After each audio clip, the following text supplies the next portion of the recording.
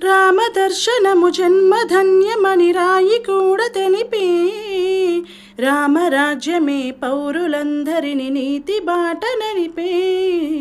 రామమంత్రమే తారకం బహుశక్తి ముక్తి సందాయకం రామనామమే అమృతం శ్రీరామ కీర్తనం సుకృతం శ్రీరామచంద్రుడే లోకరక్షయని అంతరాత్మ పనికే జగదానందకారకా జయ జానకి ప్రాణనాయకా శుభ స్వాగతం ప్రియ పరిపాలకా